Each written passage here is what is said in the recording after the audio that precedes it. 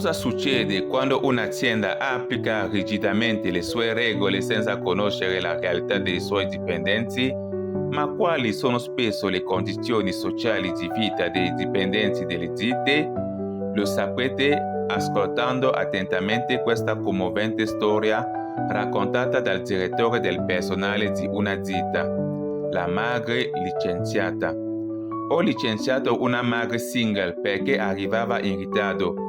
Poi ho scoperto la verità e le ho chiesto perdono. La settimana scorsa ho licenziato Celia.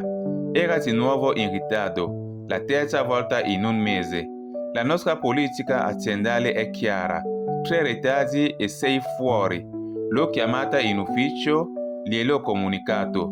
Non ha protestato, ha solo annuito. Ha preso la borsa ed è uscita in silenzio. Quel pomeriggio ho sentito 2 colleghi parlare. Hai saputo del figlio di Celia? Sì, dormivano in macchina. È stato lì che ho scoperto la verità. Celia era stata sfrattata settimane prima. L'ex marito era sparito da tempo, niente alimenti, nessun parente su cui contare.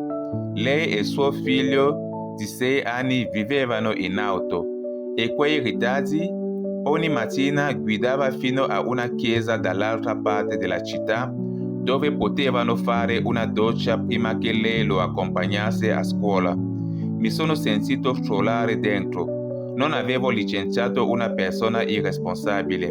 Avevo punito una madre che stava solo cercando di sopravvivere. Il giorno dopo ho provato a chiamarla. Nessuna risposta. Ho mandato un messaggio.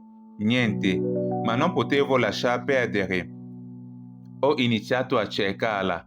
Ho contattato rifugi, mense, centri di assistenza. Nessuno poteva darmi informazioni, ma una volontaria di una chiesa del centro, sentito i nomi di Celia, si è fermata un attimo. È venuta 2 notti fa. Ha preso coperte e un po' di cibo. Stavo quasi per arrendermi quando in un parcheggio di un supermercato ho notato una vecchia berlina. I vecchi appannati. Da sotto una coperta sul sedile posteriore spuntava il viso di un bambino. Ho bussato piano. Dopo un momento, Celia si è alzata dal sedile guida, lo sguardo diffidente. Quando mi ha riconosciuto, il suo volto è diventato inespressivo. Mi dispiace davvero, le ho detto subito.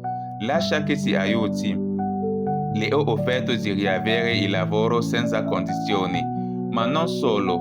Mio cugino gestisce un complesso di appartamenti e c'era un alloggio libero. Nessuna capara richiesta. Inoltre, conoscevo programmi che potevano aiutarla con il cibo e l'assistenza per il bambino. Lei ha guardato suo figlio, poi me. Le spalle tremavano. Va bene, ha sussurrato. Le settimane successive sono volate. Mio cugino le ha dato l'alloggio, l'azienda ha approvato un piccolo aumento e io ho fatto il possibile per metterla in contatto con i servizi di supporto. Non era una soluzione perfetta, ma era un inizio. Un pomeriggio è entrata nel mio ufficio. Volevo solo dirti grazie, ha detto. Non solo per il lavoro, ma per avermi vista davvero.